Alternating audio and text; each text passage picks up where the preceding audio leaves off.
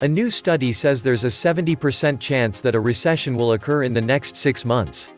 There's a 70% chance that a recession will hit in the next 6 months, according to this new research from the MIT Sloan School of Management and State Street Associates.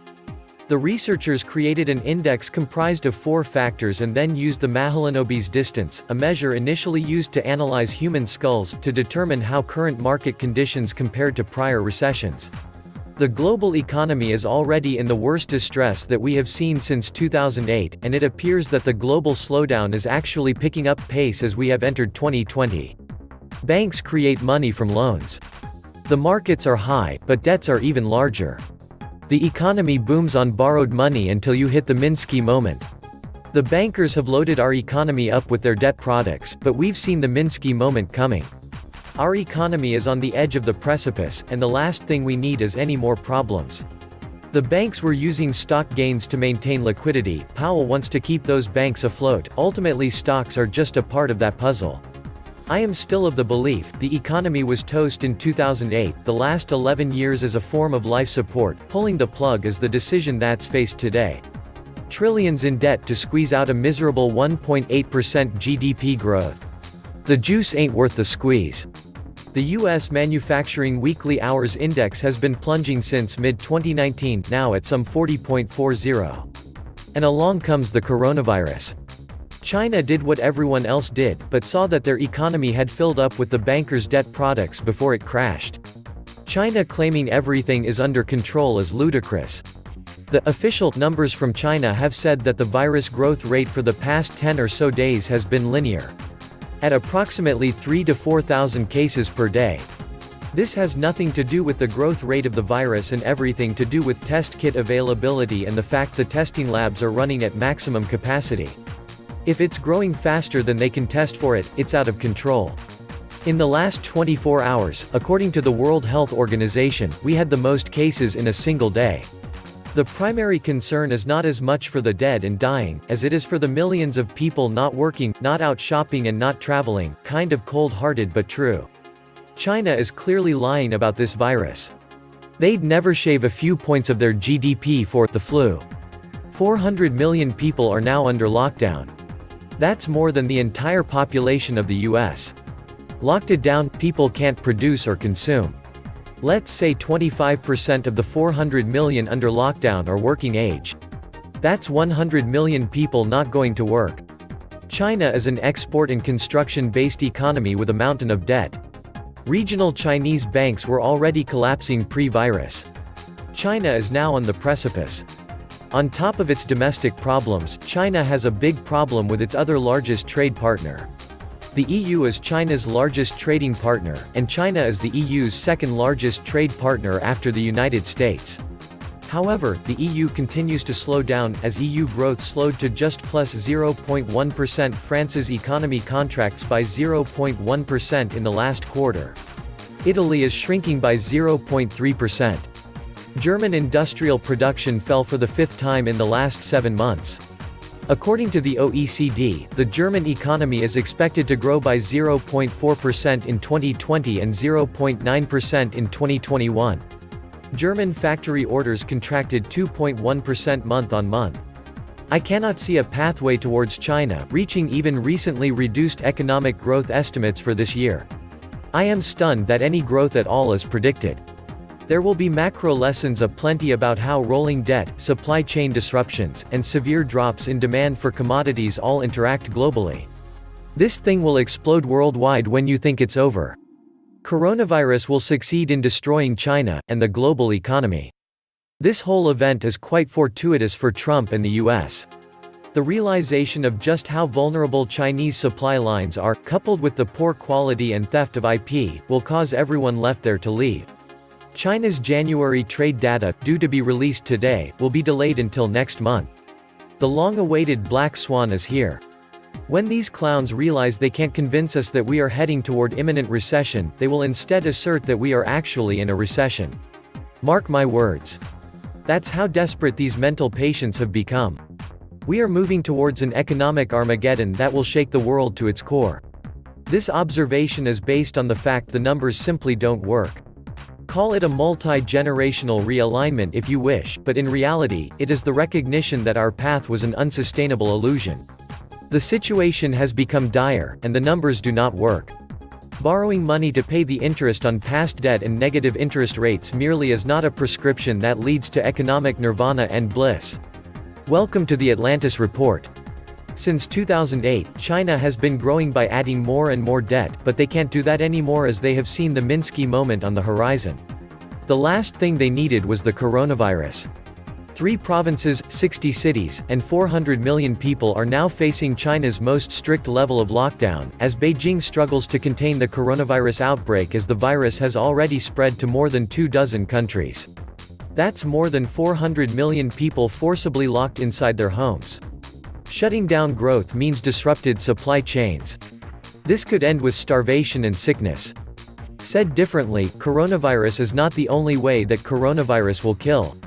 When you quarantine 400 million indefinitely in the highest manufacturing regions, you're pretty much toast. The financial markets are about to get monkey hammered, and this time the Fed can do nothing. The dominoes are going to start falling, and when they do, it's going to go fast. Once the algo's circuit breakers trip, it is a race to the bottom. Even Goldman Sachs expects coronavirus to whack as much as 2% from global GDP in Q1, as a result of China's GDP growth sliding to 4% and, with China's economy now a quite material approximately 17% of the global economy. The collapse in economic contribution from Chinese tourism and trade. Not to mention crippled supply chains. It is now widely accepted that as China sneezes, the world will be impacted. Regardless of the supply chain disruption in China, which is significant. How are you going to quarantine this if it breaks out in a city in Europe or America?